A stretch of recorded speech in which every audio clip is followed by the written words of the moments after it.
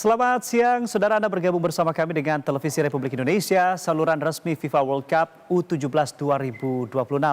Ya, saudara, Anda menyaksikan berita siang TVRI Senin edisi 24 Agustus 2026 yang juga bertepatan dengan hari ulang tahun ke-64 Televisi Republik Indonesia. Dan edisi hari ulang tahun ke-64 TVRI kali ini, kami juga kehadiran tamu istimewa penyiar TVRI era tahun 90-an. Yaitu Muniati Sulam.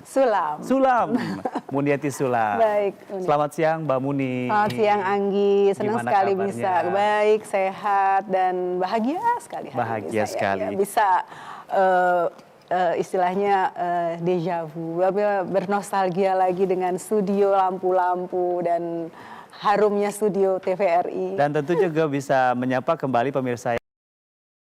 Muni menggunakan baju adat nuansa Nusa Tenggara Timur. Iya betul, ini busana adat tradisional dari Nusa Tenggara Timur. Memang saya memilih secara khusus request karena saya ingin mengungkapkan rasa prihatin dan juga dukungan moral, doa untuk saudara-saudara kita yang sedang tertimpa musibah bencana gempa di Nusa Tenggara Timur. Semoga Tuhan memberikan pemulihan, membantu pemulihan agar lebih cepat kembali lagi normal dan saudara-saudara kita semuanya dalam keadaan sehat. Betul sekali, genggam erat, peluk hangat dan teriring doa pemulihan Tuhan berikan kepada saudara dan kerabat kita yang ada di Nusa Tenggara Timur. Dan juga di beberapa tempat yang mengalami musibah, ada kebakaran hutan dan lain sebagainya. Semoga bisa cepat kembali normal dan bisa melanjutkan hidup dengan baik. Amin, kita doakan yang terbaik. Ya saudara, sebelum kita memulai rangkaian berita hari ini, kami akan mengajak pemirsa untuk menyimak dua topik utama selengkapnya. Namun sebelumnya kita akan simak terlebih dahulu bagaimana video rekaman seorang Muniati Sulam di era siarannya waktu itu. Selamat menyaksikan. Selamat sore saudara, selamat berjumpa kembali dengan saya Muniati Sulam Susetio dan rekan saya Agus Setiono yang akan menemani Anda selama 30 menit untuk menyampaikan berbagai berita dalam siaran berita TVRI pukul 16. MPR DPR RI Haji Harmoko menerima kunjungan kehormatan Duta Besar Republik Rakyat Cina Zhou Gang di Jakarta hari ini. Kunjungan kehormatan Duta Besar RRC Zhou Gang ini sehubungan dengan selesainya masa tugasnya selama di Indonesia. Menunggu waktu yang tepat dan baik. Ketua DPR MPR RI juga mengharapkan agar hubungan dan keberhasilan yang telah terjalin antar kedua negara dapat lebih ditingkatkan lagi dan semakin berkembang lebih positif di masa mendatang. Saudara, sekian berita pukul 16 waktu Indonesia Barat hari ini dan tepat pukul. Ya pemirsa, itu dia tadi penampilan Muniati Sulam di era tahun 90. Masih ingat Jadul, itu tahun berapa Mbak Muni? Itu tahun 90-an. Tahun 90, sekitar 94, 93. 94, 93. Sorry, 92. 92 yang lalu. Ya, Artinya betul sekarang sekali. sudah 34 tahun. Betul. Di layar Televisi Republik Betul Indonesia. Mbak Muni, waktu itu masih sangat ingat sekali kalau kita research di YouTube dan beberapa media sosial, Mbak Muni itu sangat terkenal dengan kuis taktik bom. Ya, taktik bom itu saat itu saya bertanding, ya puji Tuhan alhamdulillah karena keberuntungan juga sehingga saya ya istilahnya menang terus. Terkalahkan ya, peserta yang tidak terkalahkan. Sebenarnya ada yang lebih jago lagi itu Meike Malawan sama-sama penyiar. Waktu itu juga dalam rangka edisi ulang tahun TV juga tuh, TV swasta kami ditampilkan penyiar-penyiar. Jadi 7 episode tidak terkalahkan. Jadi sampai saat ini juga sangat trademark sekali Muniati Sulam, seorang pemenang kuis taktik bom 7 episode tanpa henti. Dan dapat bom. Dapat bom waktu itu ya. Baik, kita akan lihat seperti apa aksi Muniati Sulam kembali menyapa pemirsa TVRI. Berikut kami hadirkan dua topik utama selengkapnya.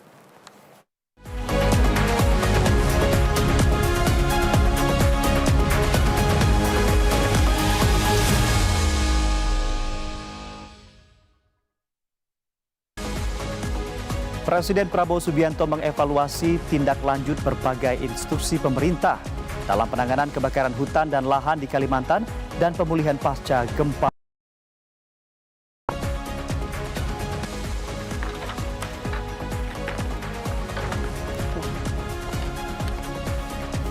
Kementerian Pendidikan Tinggi Sains dan Teknologi telah menunjuk Profesor Ali Rahman sebagai pelaksana tugas PLT Rektor Universitas Jenderal Sudirman Purwokerto menyusul penetapan Rektor Ahmad Sodik ditetapkan sebagai tersangka oleh KPK.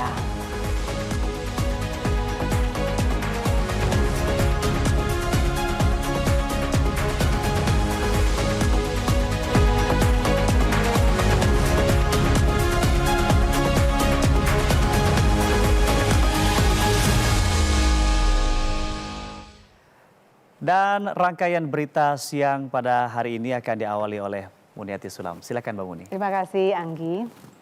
Saudara, Presiden Prabowo Subianto mengevaluasi tindak lanjut berbagai instruksi pemerintah dalam penanganan kebakaran hutan dan lahan di Kalimantan dan pemulihan pasca gempa di Nusa Tenggara Timur. Kepala Negara juga membahas kelanjutan rekonstruksi serta penanganan masyarakat terdampak gempa di Nusa Tenggara Timur.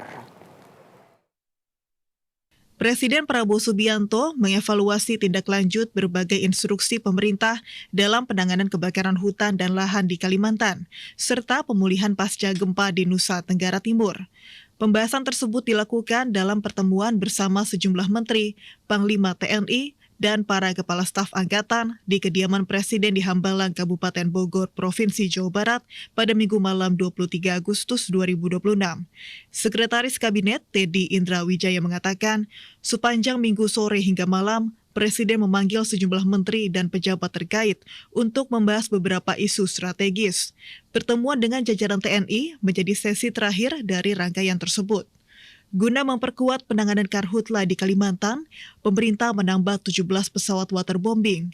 Penguatan armada udara tersebut menjadi bagian dari langkah percepatan pemadaman kebakaran di wilayah terdampak.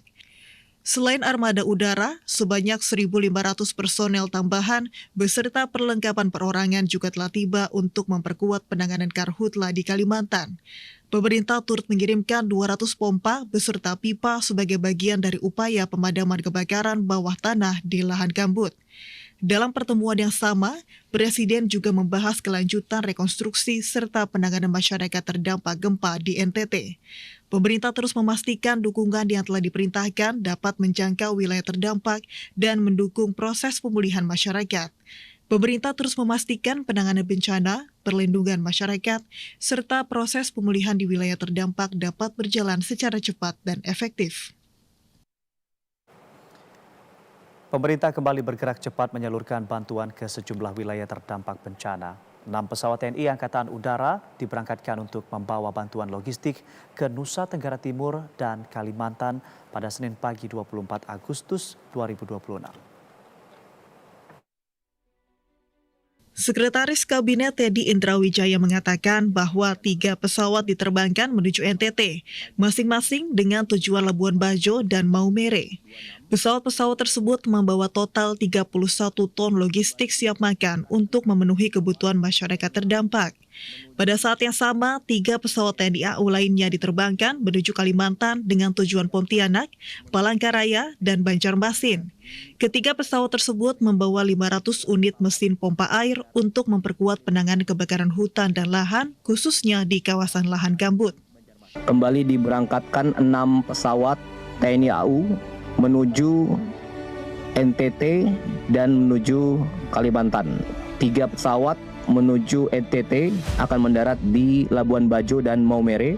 3 pesawat akan mendarat di Kalimantan, tepatnya di Pontianak, Palangkaraya, dan Banjarmasin. Kemudian yang kedua, untuk yang ke NTT diterbangkan 31 ton logistik bantuan makanan siap makan, biskuit, wafer, protein bar, roti-roti, dan makanan lain sebagainya. Dan juga turut diterbangkan juga mainan kecil, mainan untuk anak-anak yang terdampak juga. Kemudian yang berikutnya, 3 pesawat terbang ke Kalimantan membawa 500 unit mesin pompa air yang merupakan bagian dari 2.000 mesin pompa air yang mana kemarin ini adalah permohonan dari para gubernur di Kalimantan. Seskap Teddy menegaskan bahwa Presiden Prabowo memberikan arahan agar seluruh proses penanganan bencana dilaksanakan secara cepat dan terpadu. Kepala negara juga meminta seluruh unsur terkait memastikan bantuan yang dikirim pemerintah benar-benar tiba dan diterima oleh masyarakat yang membutuhkan. Presiden Prabowo Subianto bertolak menuju Provinsi Riau untuk meninjau langsung penanganan kebakaran hutan dan lahan Karhutla pada hari ini. Kepala negara akan memastikan penanganan Karhutla di Pulau Sumatera berjalan dengan cepat, terpadu, dan efektif. Presiden Prabowo Subianto melanjutkan kunjungan kerja meninjau langsung penanganan kebakaran hutan dan lahan atau Karhutla. Setelah mengecek kondisi di Kalimantan Barat dan Kalimantan Tengah, Presiden Prabowo bertolak ke Pulau Sumatera yang akan dimulai melalui Provinsi Riau untuk memastikan penanganan berjalan cepat, terpadu, dan efektif. Menteri Sekretaris Negara Prasetyo Hadi menyatakan, dari hasil kunjungan di Kalimantan, Presiden Prabowo telah memastikan langkah tanggap darurat berjalan optimal. Upaya percepatan telah membuahkan hasil melalui penambahan armada waterbombing, penebalan personel darat dari unsur TNI, Polri, dan Manggala Agni, serta penjagaan fasilitas kesehatan bagi masyarakat. Selain itu, Kepala Negara juga telah menginstruksikan tindakan tegas tanpa kompromi. Aparat penegak hukum telah memulai proses penyelidikan terhadap sejumlah area konsensi korporasi yang terbukti terbakar maupun lalai dalam menjaga lahannya. Fokus penanganan kini akan diperluas ke Sumatera, khususnya Riau, Jambi, dan Sumatera Selatan. Berdasarkan data Sipongi Kementerian Kehutanan, terdapat 2.894 hotspot di 10 provinsi di Sumatera, dengan konsentrasi tertinggi di Sumatera Selatan sebanyak 1.410 titik, Riau 480 titik, dan Jambi 425 titik. Penanganan dilakukan secara menyeluruh, tidak hanya untuk memadamkan api, tetapi juga mencegah munculnya titik api baru, serta melindungi masyarakat dari dampak kabut asap. Pemerintah juga terus memantau kualitas udara, terutama karena Pekanbaru tercatat memiliki AQI 225 atau kategori sangat tidak sehat. Sementara Jambi dan Palembang masing-masing berada pada AQI 187 dan 187.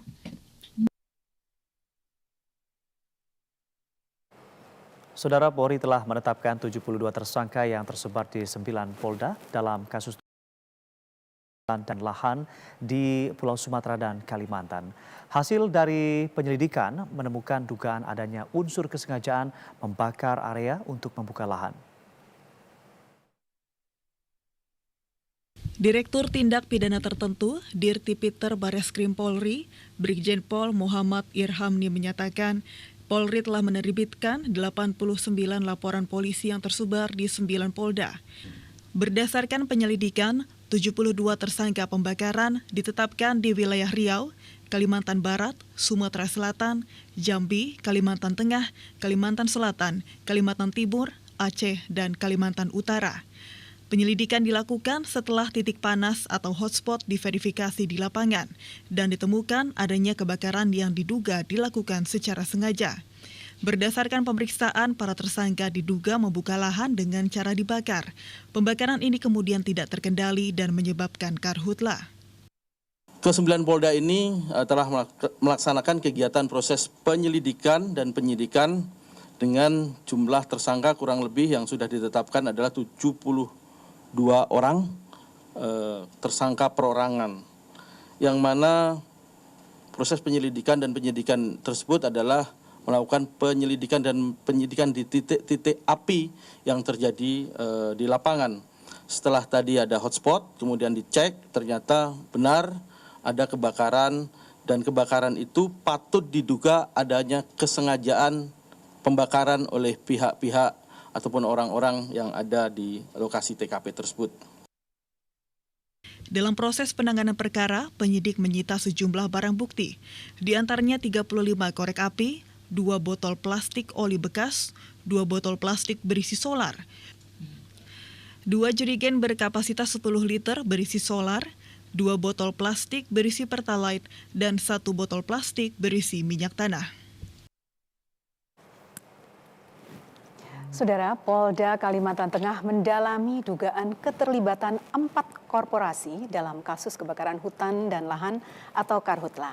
Dan informasi selengkapnya akan disampaikan reporter TVRI Novita Chandra-Wijaya langsung dari Kalimantan Tengah. Novita, bagaimana perkembangan penyelidikan kasus ini? Silakan melaporkan. Baik, Munyati dan pemirsa, kasus Karhutla di Provinsi Kalimantan Tengah saat ini sudah mulai masuk dalam penyidikan kepolisian daerah Kalimantan Tengah. Kapolda Kalimantan Tengah Irjen Pol Iwan Kurniawan menyebutkan terdapat 51 kasus yang tengah didalami, sementara 4 korporasi bidang perkebunan sedang dilakukan penyidikan. Saat pemadaman api di Jalan Raflesia, Kelurahan Petuket Timpun, Kapolda menyebut untuk sementara kawasan yang sedang disidik dilarang untuk beroperasi atau dimasuki. Hingga saat ini sedang diselidiki 51 kasus, diantaranya 8 kasus naik penyidikan dengan 13 tersangka, 4 perusahaan yang diselidiki terkait keterlibatan atau kelalaian mengenai kejadian kebakaran lahan yang terjadi. Kapolda menyebutkan rata-rata perusahaan yang masuk dalam tahap penyidikan bekerja di bidang perkebunan, dan berikut wawancara kami bersama Kapolda Kalimantan Tengah. Ada 51 kasus yang sedang kita selidiki, kemudian ada kurang lebih 13 yang naik ke penyidikan, itu ada 8 kasus, dan tersangka yang ditetapkan ada kurang lebih 13 tersangka. Dan untuk korporasi, saat ini ada 4 korporasi yang kita sedang dalami untuk bagaimana keterlibatan ataupun ada kelalaian atau kesengajaan di dalam kebakaran hutan ini. Kapolda menegaskan pihaknya akan terus bersinergi sesuai dengan rapat terbatas yang dipimpin oleh Presiden saat berkunjung ke Kalimantan Tengah. Menurutnya, Kalimantan Tengah akan menerima bantuan Sarpras berupa sumur bor di wilayah rawan Karhutla, seperti Kota Palangkaraya, Kota Waringin Barat, Kota Waringin Timur, dan wilayah bagian selatan seperti Kapuas dan Pulang Pisau. Demikian dari Kalimantan Tengah, kembali ke studio. Terima kasih Novita Chandra-Wijaya yang melaporkan langsung dari Kalimantan Tengah. Saudara Menteri Sekretaris Negara Prasetyo Hadi membantah kabar bahwa pengusaha Andi Samsudin Arsyad atau Haji Syam ditunjuk menjadi koordinator penanganan kebakaran hutan dan lahan Karhutla di wilayah Kalimantan. Dalam acara akad nikah Kepala Sekretaris Pribadi Presiden Prabowo Subianto Rizky Irmansah dan Cika Yenalovi di JCC Senayan, Jakarta, Minggu, Mensesnek Prasetyo Hadi memastikan kabar penunjukan Haji Isam sebagai koordinator penanganan Karhutla di Kalimantan tidaklah benar. Pernyataan Mensesnek tersebut sebagai bantahan kabar yang beredar di media sosial bahwa pengusaha Haji Isam telah ditunjuk Presiden Prabowo untuk memimpin operasi penanganan Karhutla di wilayah Kalimantan. Prasetyo menegaskan memang semua pihak diminta untuk ikut membantu dalam upaya penanganan Karhutla yang terjadi di sejumlah wilayah di Sumatera dan Kalimantan. Sementara terkait penanganan Karhutla, Mensesnek menyatakan pemerintah pusat sudah menunjuk sejumlah pejabat setingkat menteri untuk menangani Karhutla di sejumlah wilayah prioritas penanganan. Pemerintah sendiri sebelumnya tengah meningkatkan upaya pengendalian dan penanganan Karhutla di Kalimantan dan Sumatera dengan mengerahkan 12.880 personel untuk upaya pemadaman, operasi modifikasi cuaca dan pemantauan kualitas udara. Pemerintah juga memberikan perhatian khusus dan pengawasan ketat pada 6 provinsi prioritas rawan Karhutla, yaitu Riau, Jambi, Sumatera Selatan, Kalimantan Barat, Kalimantan Tengah, dan Kalimantan Selatan. Masih dari Kalimantan, Pangdam 12 Tanjung Pura, Majen TNI Novi Rudi Suwarto memberikan pengarahan langsung pada 1.200 personel BKU penanggulangan bencana kebakaran dan lahan Karhutla. Pengarahan tersebut digelar di Markaling Area Yoni TP 882 Lubang, Desa Kuala II, Kecamatan Sungai Raya, Kabupaten Kubu Raya, Kalimantan Barat. Menyiapkan prajurit merupakan tindak lanjut dari arahan Presiden RI beserta jajaran Menteri Kabinet, Panglima TNI dan Kapolri terkait penanganan kebakaran lahan di wilayah teritorial Pangdam 12 Tanjung Pura. Sebagai realisasi awal, sebanyak 3 SSC atau sekitar 1.200 personel penguatan tambahan termasuk dari Unit P 538 PT Jajaran dengan peralatan pemadaman serta tim sosialisasi masyarakat. Pangdam 12 Tanjung Pura Majen TNI Novi Rubadi Sugito menegaskan kesiapan seluruh jajaran dalam menanggulangi bencana ini melalui sinergi lintas instansi. Pasukan yang sudah diterima nanti akan kita deploy di berbagai kabupaten di seluruh jajaran Kodam 12 Tanjung Pura ataupun di Provinsi Kalimantan Barat. Nanti sesuai dengan sasaran ataupun eskalasi mana kira-kira yang lebih menonjol. Kalau kita lihat dari fenomena dari website BMKG ataupun Sipowang, kita bisa melihat terutama sektor-sektor atau kabupaten mana akan kita arahkan ke sana sehingga bisa membantu berkolaborasi juga dengan pemerintah daerah lokal, dalam hal ini kabupaten yang ada di Provinsi Kalimantan Barat. Pangdam Majen TNI Novi Rubadi Sugito juga mengimbau seluruh masyarakat Kalimantan Barat untuk tidak membuka lahan dengan cara membakar demi mencegah dampak buruk yang lebih luas agar Kalbar terbebas dari masalah asap yang dapat merugikan sektor ekonomi, pendidikan, hingga kesehatan masyarakat. Bencana longsor melanda tebing kawasan tambang emas ilegal di aliran Sungai Kuantan, perbatasan Nagari Siloke dan Nagari Muaro, Kecamatan Sijunjung, Kabupaten Sijunjung, Sumatera Barat. Kita akan ketahui informasi selengkapnya bersama rekan kami Bima Prasetya langsung dari Sumatera Barat. Selamat siang Bima, apakah ada korban dalam kejadian tersebut? Iya, selamat siang Anggi dan juga saudara. Dapat kami informasikan bahwasanya longsor terjadi di kawasan tambang emas di aliran Sungai Kuantan, tepatnya di Kabupaten Sijunjung, Provinsi Sumatera Barat pada hari Minggu kemarin. Dari informasi yang kami peroleh bahwasanya 4 warga mengalami luka-luka di insiden tersebut dan telah dibawa ke puskesmas terdekat. Sementara itu 12 unit ponton tambang emas atau rakit terapung yang dilengkapi dengan mesin pompa atau dompeng turut tertimbun longsor. Dari informasi yang kami peroleh saudara bahwasanya tebing yang berada di lokasi kejadian materialnya jatuh ke aliran sungai hingga menimbun ponton-ponton yang ada di bawahnya. Kasih Humas Polres Sijunjung AKP Irwan Doni mengatakan bahwasanya saat ini pihak kepolisian masih melakukan pendataan terkait dampak longsor termasuk orang-orang yang berada di lokasi saat kejadian. Sebelumnya pihak kepolisian juga telah memberikan imbauan kepada masyarakat bahwasanya tidak melakukan aktivitas pertambangan di lokasi kejadian karena berpotensi membahayakan keselamatan. Namun aktivitas penambangan masih ditemukan hingga peristiwa longsor terjadi. Untuk itu kedepannya pihak kepolisian mengimbau masyarakat untuk tidak melakukan penambangan di kawasan tersebut karena memang membahayakan keselamatan termasuk merusak lingkungan karena berada di aliran sungai. Demikian informasi yang dapat kami sampaikan dari Sumatera Barat, kembali ke Jakarta. Bima Prasetya melaporkan langsung dari Padang, Sumatera Barat. Selamat kembali bertugas. Saudara, Kementerian Pendidikan Tinggi, Sains dan Teknologi telah menunjuk Profesor Ali Rohman sebagai pelaksana tugas PLT Rektor Universitas Jenderal Sudirman Purwokerto. Keputusan tersebut diambil setelah rektor sebelumnya, yaitu Ahmad Sodik, ditetapkan sebagai tersangka oleh KPK. Kementerian Pendidikan Tinggi, Sains dan Teknologi menetapkan Profesor Ali Rohman sebagai pelaksana tugas PLT Rektor Universitas Jenderal Sudirman Unsud Purwokerto, Jawa Tengah. Penetapan ini dilakukan dalam rapat tertutup oleh pihak kementerian bersama wakil rektor dan pejabat di lingkungan Unsud. Profesor Ali Rohman merupakan guru besar Unsud dari Fakultas Ilmu Sosial dan Ilmu Politik FISIP. Prof. Ali Rohman secara efektif memimpin Unsud sejak Minggu 23 Agustus. Penunjukan dilakukan untuk mengisi kepemimpinan usai Rektor Unsud, Profesor Ahmad Sodik, ditetapkan sebagai tersangka kasus dugaan korupsi penerimaan mahasiswa baru oleh KPK. Melalui penetapan tersebut, PLT Rektor bertanggung jawab menjalankan proses pemilihan rektor baru sesuai dengan aturan yang ada di Unsud. Kasus seperti ini harus peringatan keras bagi seluruh perguruan tinggi di Indonesia untuk memperkuat pengawasan serta memastikan tidak ada ruang bagi praktek yang mencederai integritas dunia pendidikan. Memastikan semua kegiatan layanan terhadap mahasiswa, terhadap alumni, terhadap dosen, dan terhadap mitra berkaitan dengan pidana perguruan tinggi tetap berlangsung dengan lancar.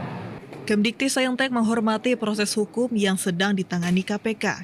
Kementerian menegaskan tidak menoleransi segala bentuk pelanggaran hukum dan penyalahgunaan kewenangan dalam penyelenggaraan pendidikan tinggi. Sebelumnya, KPK menetapkan Rektor Unsud, Wakil Rektor 3 bidang kemahasiswaan, dan sejumlah pejabat lingkungan Unsud, serta pihak swasta sebagai tersangka kasus dugaan pemerasan dan gratifikasi dalam penerimaan mahasiswa baru. Bayu Nur Sasongko, TVRI Jawa Tengah melaporkan. Ya baik pemirsa, segmen pertama baru saja kita lalui bersama Muneti. Mbak Muni, bagaimana perasaannya setelah kembali lagi di meja ini? Sangat menikmati, sangat bahagia seperti kembali di masa lalu. Ini passion saya sebenarnya. Di dunia dan kemudian harus beralih menjadi profesi menjadi aktif di bidang hukum. Yaitu notaris dan PPAT. Jadi cukup sedih juga begitu meninggalkan meja siaran? Ya, karena saya harus resign saat itu. Sebenarnya saya tidak mau resign, tapi harus mengundurkan diri karena ketentuannya saya tidak boleh merangkap sebagai presenter atau mau menjadi notaris, pilih yang mana gitu kan. Tapi sekarang aktivitasnya semakin padat sebagai seorang public speaker, masih MC juga dan juga moderator ya, begitu? Masih mengajar juga untuk public speaking. Ya, saya bersyukur Allah memberikan banyak kesempatan dan karunia. Baik, Mbak Muni, kita juga masih akan menyapa pemirsa, namun sejumlah informasi mengenai rangkaian kegiatan perayaan Hari Ulang Tahun Televisi Republik Indonesia kami hadirkan dalam segmen berikut ini.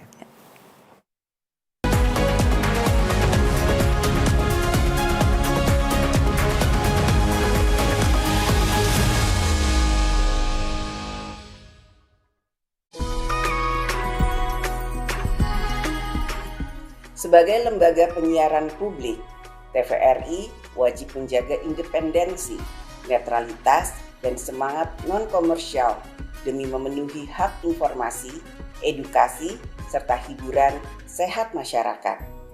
Di tengah keterbatasan, TVRI harus berani beradaptasi dengan teknologi dan tetap relevan menjawab tantangan zaman. Selamat Hari Jadi ke-64 TVRI. Teruslah berdiri kokoh sebagai media pemersatu bangsa.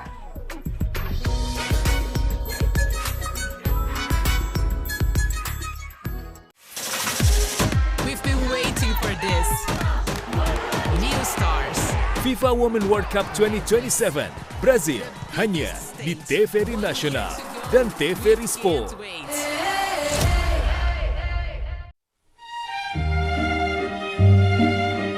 Program-program legendaris TVRI akan hadir kembali di layar kaca Anda, membawa cerita, tawa, dan menghidupkan kenangan. Mulai dari tayangan musik, wayang, hingga sinetron dan drama. TVRI Klasik, Sabtu dan Minggu, pukul 19 waktu Indonesia Barat.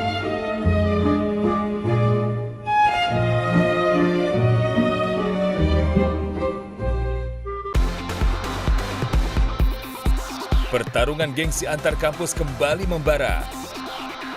Tim-tim basket terbaik dari kampus ternama siap adu strategi, kecepatan, dan semangat juang demi memperebutkan posisi juara grup hingga finals. Saksikan Campus League The National Basketball 2026 setiap hari hanya di TVRI Sport.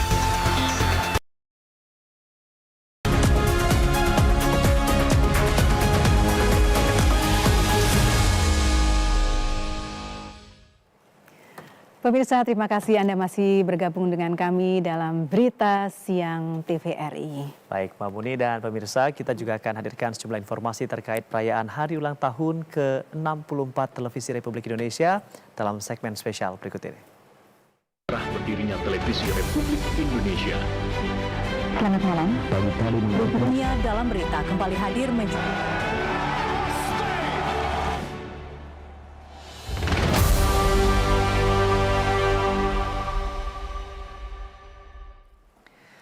Ya, saudara, perayaan Hari Ulang Tahun ke-64 Lembaga Penyiaran Publik Televisi Republik Indonesia LPP TVRI juga turut dimeriahkan dengan rangkaian kegiatan yang mengusung semangat kebersamaan, inovasi, dan kepedulian sosial. Momen ini juga menjadi penegasan komitmen TVRI untuk terus bertransformasi sebagai media publik yang relevan di era digital. Lembaga Penyiaran Publik Televisi Republik Indonesia, LPP-TVRI, merayakan ulang tahun ke-64 dengan mengusung semangat transformasi dan inovasi di era digital. Berbagai kegiatan digelar untuk memeriahkan peringatan, mulai dari apel, parade kreativitas, hingga kegiatan sosial sebagai wujud kepedulian kepada masyarakat. Direktur Utama TVRI, Tubagus Vicky Cikara Satari menegaskan, memasuki usia ke-64, TVRI akan terus menjaga kepercayaan publik dengan menghadirkan informasi yang aktual, faktual, dan berkualitas, sekaligus memperkuat perannya sebagai media publik yang relevan di tengah perubahan zaman. Terkait dengan era digital, yang pertama adalah tentunya adalah mindset-nya, pola pikir dari SDM-nya.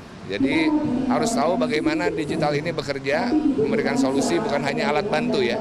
Dan yang kedua adalah tentunya mencarikan teknologi yang paling tepat, paling efektif, efisien buat TVRI.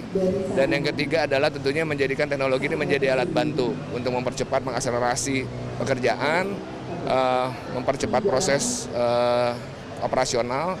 Dan yang ketiga adalah tentunya meningkatkan kualitas konten produksi penyiaran.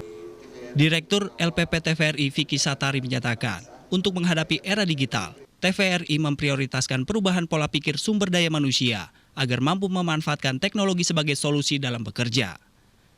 Transformasi juga dilakukan melalui penerapan teknologi yang efektif untuk mempercepat operasional serta meningkatkan kualitas produksi dan konten siaran sehingga TVRI mampu terus menjangkau dan melayani masyarakat di berbagai platform. Masih di seputar ulang tahun Televisi Republik Indonesia, hari ini peringatan ulang tahun TVRI ke-64. Di TVRI dirayakan secara serentak di kantor pusat maupun berbagai stasiun daerah. Baik, untuk mengetahui kemeriahan apa saja di acara ini, maka kami akan menghubungi reporter Almira Cahya. Almira, bisa dilaporkan bagaimana kemeriahan di tempat Anda sekarang melaporkan? Silakan. Ya baik Punyati dan juga saudara, rangkaian kegiatan hari ulang tahun TVRI ke-64 ini memang tadi pagi diawali oleh kegiatan apel, yang mana kegiatan apel ini tadi diikuti oleh jajaran direksi TVRI, kemudian jajaran Dewas TVRI dan juga seluruh pegawai dari TVRI.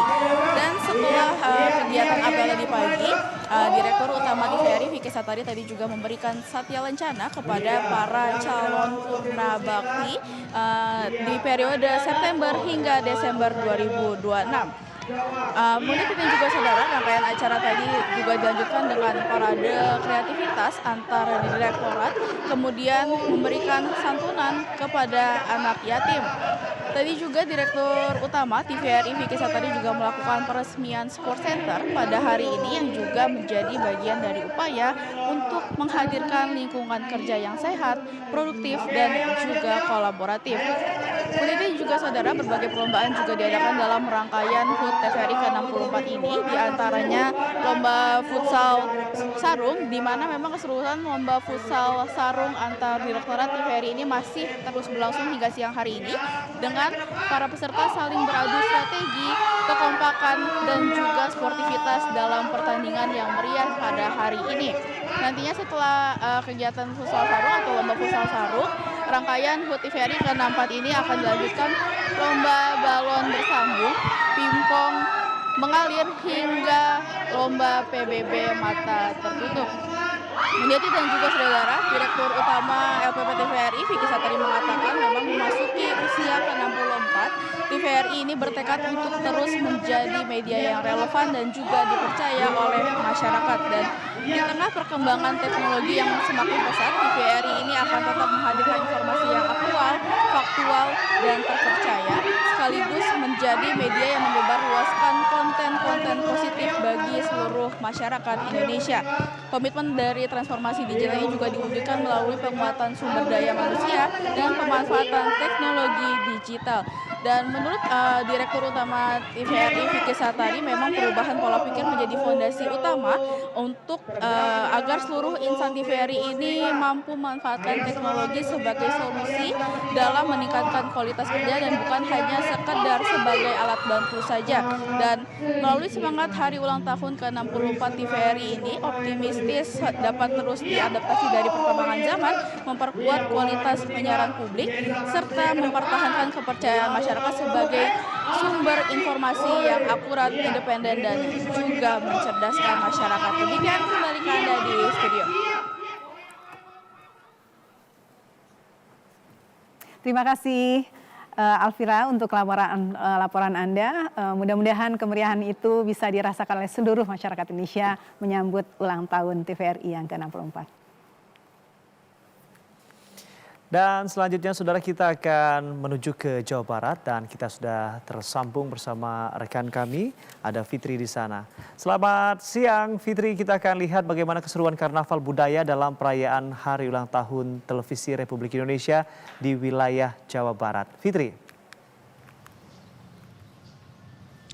Baik, selamat siang Anggi. Betul sekali, kemeriahan HUT ke-24 TVRI juga turut terasa di kantor TVRI Stasiun Jawa Barat.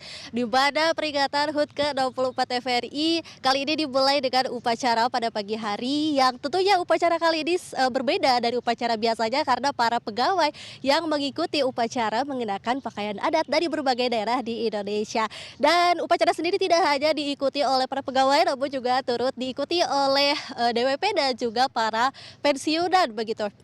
Dan Anggi dan juga pemirsa, di TVRI Stasiun Jawa Barat sendiri di peringatan HUT ke-24 TVRI turut diperiahkan oleh Karnaval Budaya. Ini yang dilaksanakan oleh para pegawai TVRI. Karnaval ini melombakan kreativitas begitu para pegawai antar bidang, di mana Karnaval Budaya ini juga menjadi wadah bagi para pegawai untuk menunjukkan kreativitas mereka, ide-ide mereka dan juga talenta mereka begitu di hadapan para juri. Di Karnaval ini juga para pegawai begitu melakukan berbagai atraksi, ada yang menari, kemudian bernyanyi dan juga memainkan alat musik, juga memberikan pertunjukan adat dan budaya. Dan tentunya Anggi dan pemirsa, peringatan HUT ke-24 TVRI di TVRI Stasiun Jawa Barat tidak berhenti sampai di situ, karena di sini masih akan ada perlombaan lanjutan, yakni lomba memasak antar bidang yang tentunya akan sangat seru dan menjadi ajang ini untuk menyatukan begitu para karyawan di TVRI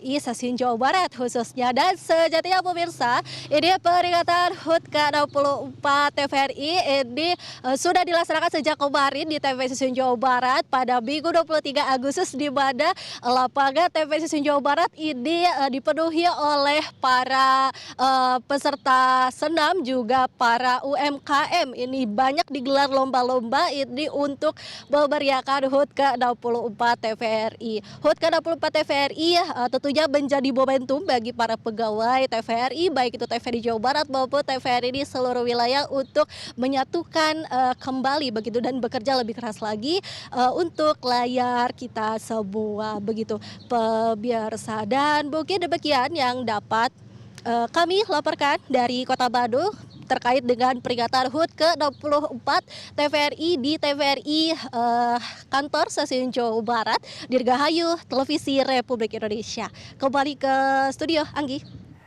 Baik, itu dia tadi kemeriahan dari teman-teman Televisi Republik Indonesia Stasiun Jawa Barat. Fitri dan teman-teman, selamat melanjutkan kegiatan, selamat kembali bertugas.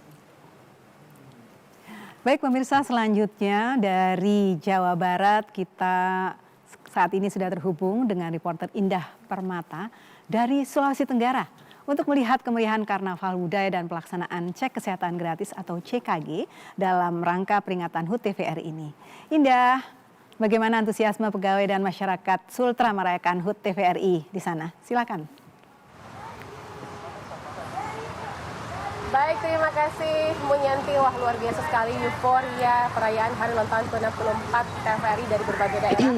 Nah, di Sulawesi Tenggara sendiri upacara Hari Ulang Tahun ke-64 TVRI digelar di halaman kantor TVRI Stasiun Sulawesi Tenggara dan dipimpin langsung oleh Kepala TVRI Stasiun Sulawesi Tenggara Ibu Amelia Baharesa.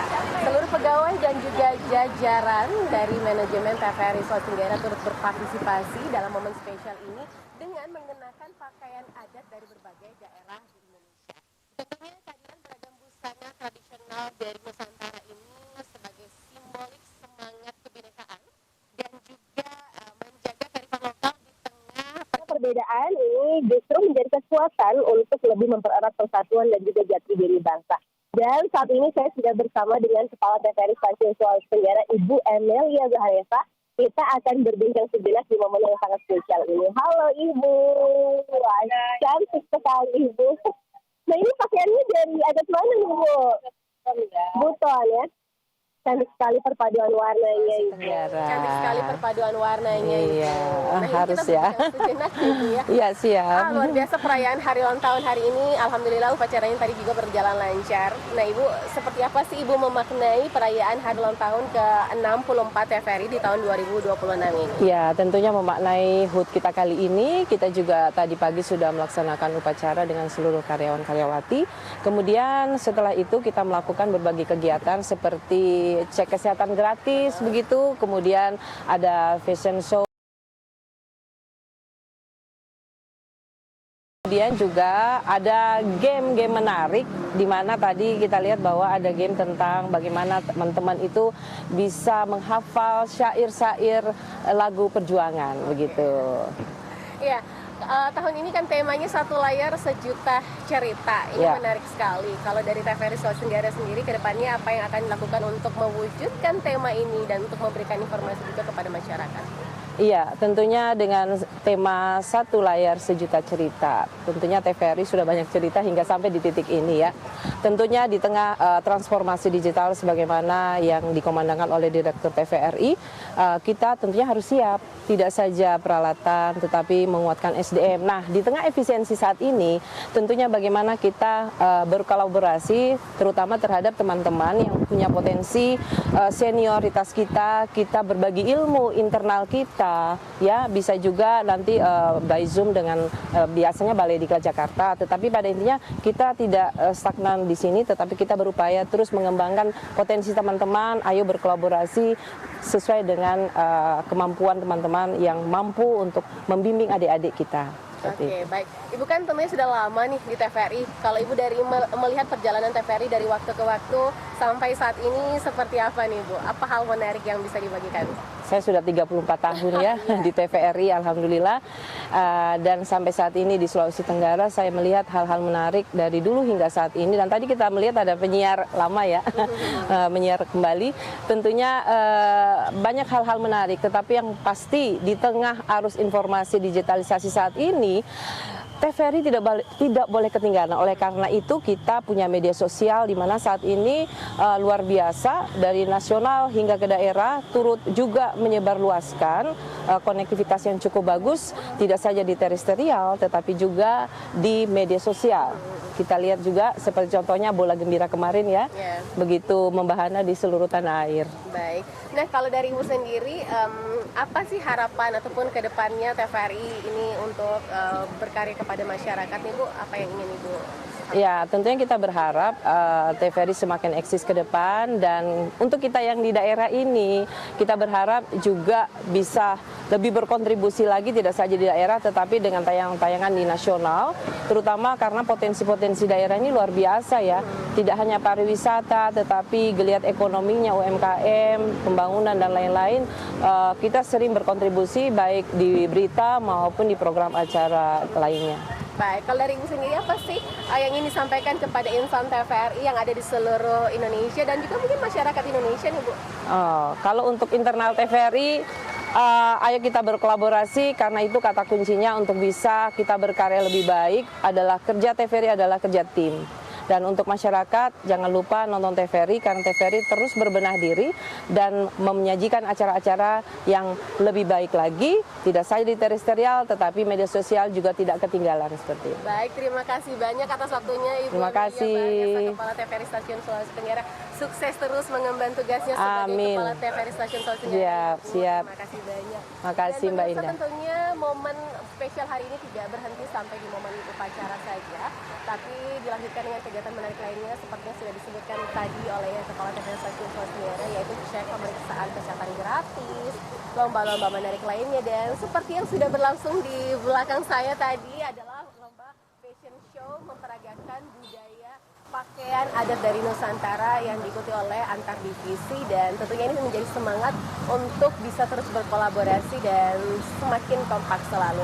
Dan tentunya peringatan hari ulang tahun ke-64 TVRI diharapkan ini dapat semakin mempererat persaudaraan dan bagi insan TVRI untuk bisa lebih berkarya nyata, lebih kreatif, menghadirkan informasi yang mengedukasi kepada masyarakat dan juga lebih menjaga nilai budaya di tengah perkembangan zaman.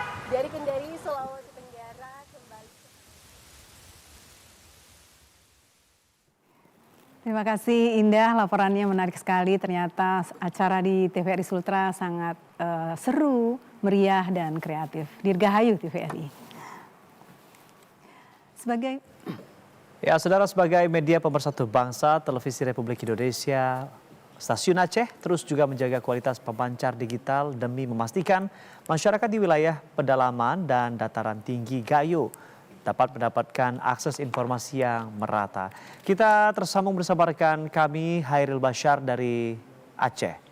Selamat siang Hairil, bagaimana cara stasiun transmisi TVRI Takengon untuk menjaga kualitas transmisi di pedalaman?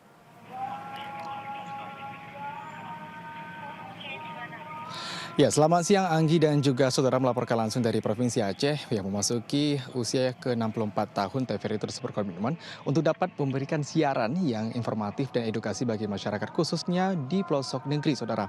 Nah, ada cerita menarik Anggi dan juga saudara dapat kami laporkan dari dataran tinggi Gayo, tepatnya di Takengon, Aceh Tengah, saudara.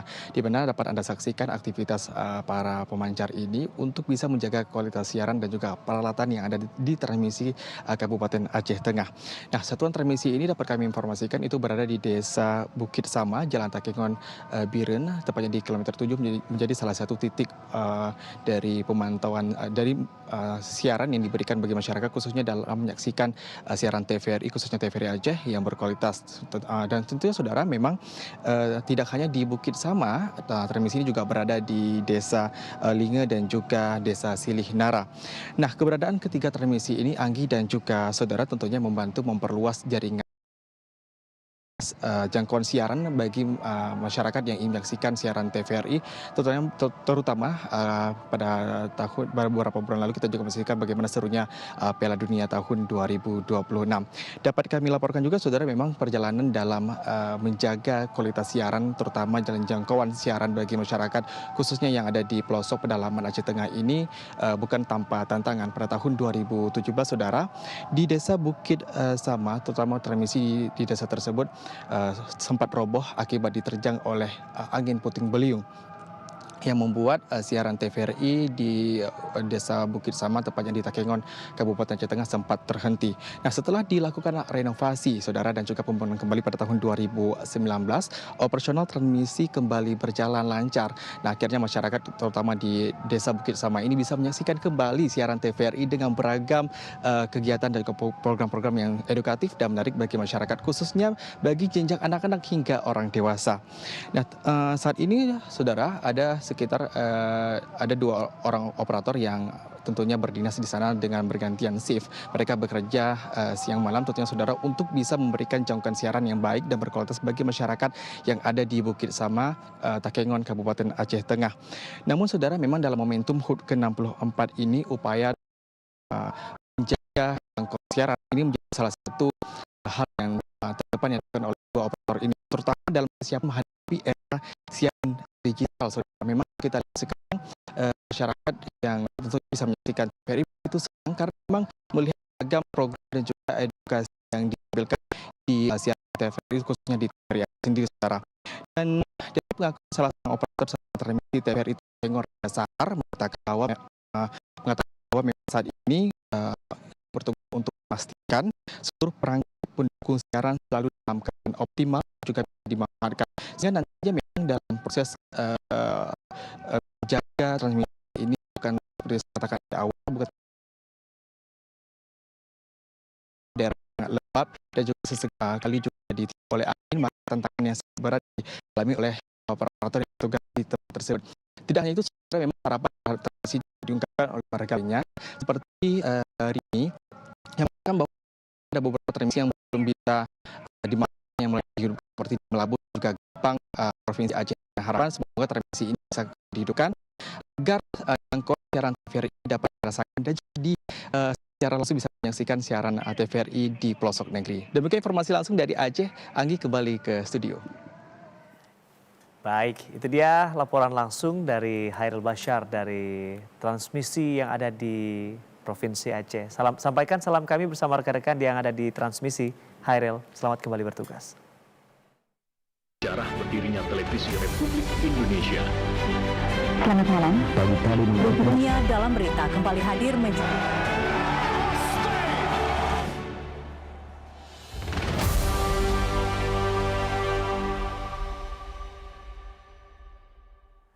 Baik Mbak Muni, TVRI dari masa ke masa saat ini usianya sudah 64 tahun. Nah di usia baru ini apa yang menjadi doa, harapan dan bagi seorang Muniati Sulam itu TVRI itu seperti apa? 3 kata. Ada 3 ya. TVRI konsisten dalam nation character building. Kemudian juga TVRI selalu concern dengan mencerdaskan kehidupan bangsa. Dan TVRI selalu di hati. Mantap. Kita masih akan hadirkan kembali sejumlah informasi lainnya. Pemirsa tetaplah bersama kami di Berita Siang TVRI.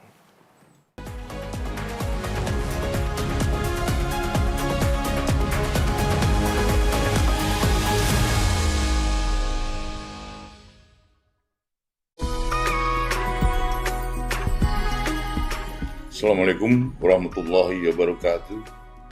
Salam sejahtera bagi kita semua, salam Swastiastu, Namo Buddhaya, salam kebajikan. Saya Burhanuddin, Jaksa Agung Republik Indonesia mengucapkan selamat hari ulang tahun ke-64 untuk Televisi Republik Indonesia. Selama 64 tahun, Televisi Republik Indonesia telah menjadi bagian penting dalam perjalanan Indonesia. Bukan hanya sekedar menghadirkan informasi, TVRI telah menjadi saksi sejarah, sekaligus jembatan yang menyatukan keberagaman Indonesia dalam semangat persaudaraan dan kebangsaan. Dari Sabang sampai Merauke, dari Miangas hingga Pulau Rote, TVRI terus menyalakan harapan, menyuarakan nilai-nilai luhur, serta menghadirkan tayangan yang mendidik dan menginspirasi seluruh masyarakat Indonesia. Ini menjadi energi baru bagi TVRI untuk terus bertransformasi, melahirkan karya-karya terbaik, secara senantiasa menjaga kode etik sebagai lembaga penyiaran publik yang terpercaya, profesional, dan berintegritas. Teruslah menjadi cahaya informasi dan suara pemersatu yang menggerakkan seluruh elemen bangsa untuk bersama-sama membangun Indonesia yang lebih maju dan bermartabat. TVRI, media pemersatu bangsa. Assalamualaikum warahmatullahi wabarakatuh. Salam sejahtera bagi kita semua, salam. Om Santi, Santi, Santi Om. Namo Buddhaya, salam kebajikan.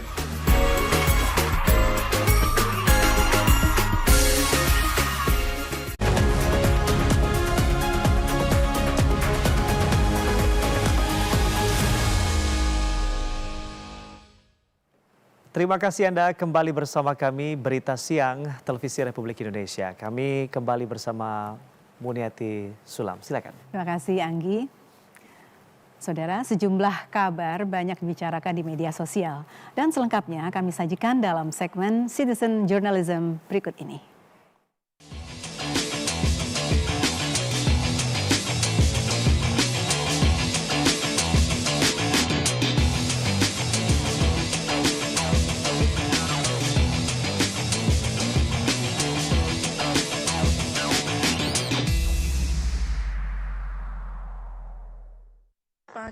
telur puyuh. Kok yang keluar jadi... Kisah unik ini bermula ketika seorang wanita memesan telur puyuh melalui layanan belanja daring untuk digunakan sebagai umpan memancing. Namun, saat paket tiba dan dibuka, ia dibuat terkejut. Sejumlah telur di kemasan ternyata telah menetas. Anak-anak burung puyuh terlihat hidup, sehat, dan aktif bergerak di dalam paket. Diduga, kondisi paket yang cukup hangat selama proses pengiriman membuat sebagian telur mengalami proses penetasan secara alami. Alih-alih mendapatkan telur untuk keperluan memancing, wanita tersebut justru menerima kejutan berupa beberapa anak puyuh yang baru menetas. Momen tak biasa itu kemudian dibagikan ke media sosial dan menarik perhatian warganet. Rencana memancing pun berubah menjadi pengalaman unik yang tak terlupakan.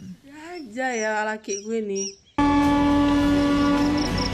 Peristiwa ini terjadi saat kawanan gajah terlihat mendekati perlintasan rel di kawasan Hawaipur, India. Petugas kehutanan bersama kru perkeretaapian yang berada di lokasi langsung bertindak. Mereka memberikan isyarat kepada masinis untuk memperlambat laju kereta. Koordinasi dengan ruang kendali pun dilakukan dengan cepat. Masinis kereta api Rajdhani Express kemudian merespons dan memperlambat kereta hingga akhirnya berhenti tepat waktu. Puluhan ekor gajah pun dapat melintas di jalur tersebut dengan aman tanpa terjadi insiden. Kesigapan kedua petugas menjadi contoh pentingnya respons cepat dan koordinasi di lapangan, terutama ketika berhadapan dengan satwa liar yang melintas di jalur transportasi. Momen tersebut kemudian menjadi sorotan dan mendapat banyak pujian dari warganet. Keberanian serta tindakan cepat kedua petugas dinilai berhasil menjaga keselamatan baik bagi penumpang kereta maupun kawanan gajah.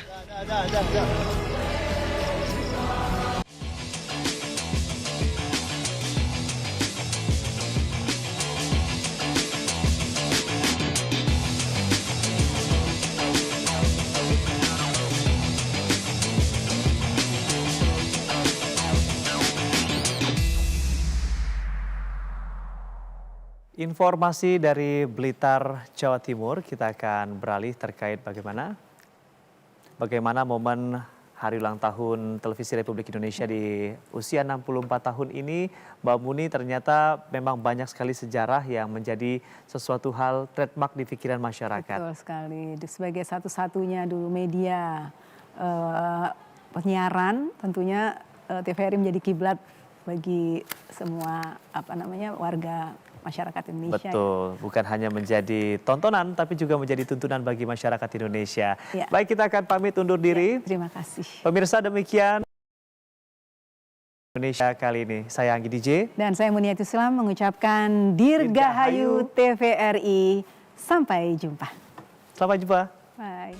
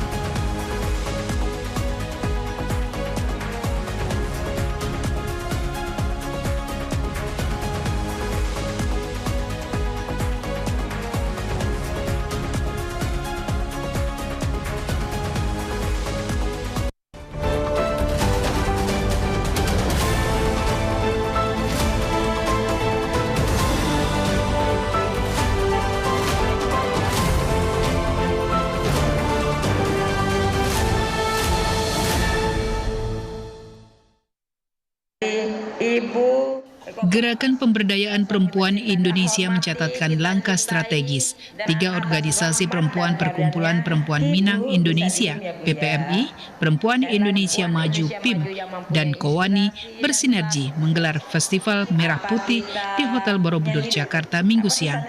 Kolaborasi antara Perkumpulan Perempuan Minang Indonesia, Perempuan Indonesia Maju, dan Kongres Wanita Indonesia ini mengusung semangat kebersamaan. Ketua Umum DPP PPMI Suherni Syam dalam sambutannya mengatakan, Festival Merah Putih menjadi momentum untuk memperkuat silaturahmi dan kerjasama antar elemen perempuan Indonesia. Ia juga mengapresiasi kepemimpinan PIM dan KOANI yang membuka ruang kerjasama inklusif.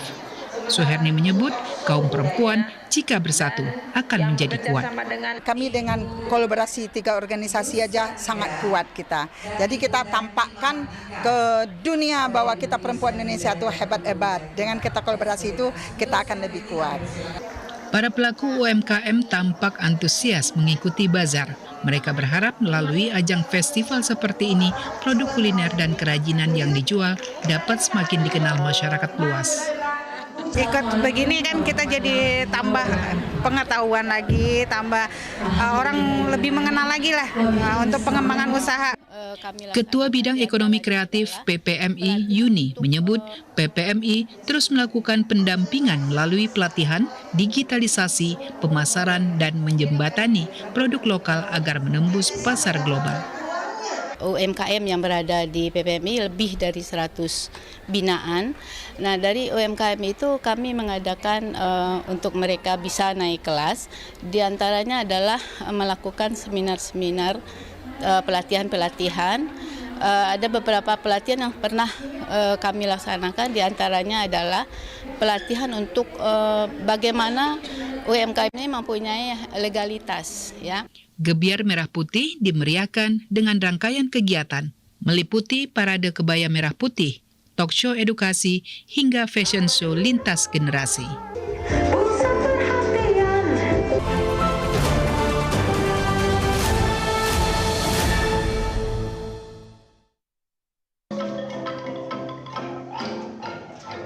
Jakarta Beat Society 2026 yang berlangsung dari tanggal 22 hingga 23 Agustus 2026. Pemprov DKI Jakarta berkomitmen untuk memperkuat ekosistem seni dan budaya dengan menciptakan peluang serta ruang bagi komunitas kreatif untuk terus berkembang.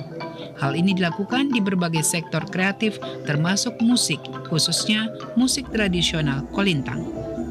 Ketua Umum Pingkan Indonesia, Penny Iriana Marsetio menyampaikan, musik Kolintang bisa masuk kurikulum pendidikan sekolah mulai tingkat dasar hingga tingkat tinggi. Ia berharap alat musik kayu asli Minahasa bisa terjaga dan bisa jadi alat musik etnik dari Indonesia. Kami dari Pingkan Indonesia mempunyai keinginan untuk Kolintang bisa masuk kurikulum pendidikan sekolah. Semoga alat musik kayu asli Minahasa ini terjaga dan harapan kami juga bisa menjadi alat musik etnik dari Indonesia.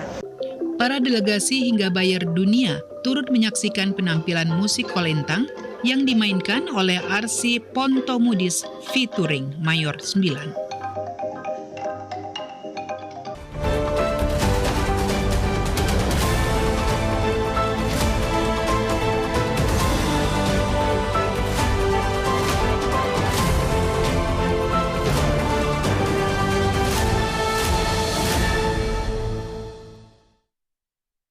...64 tahun TVRI, satu layar, sejuta cerita.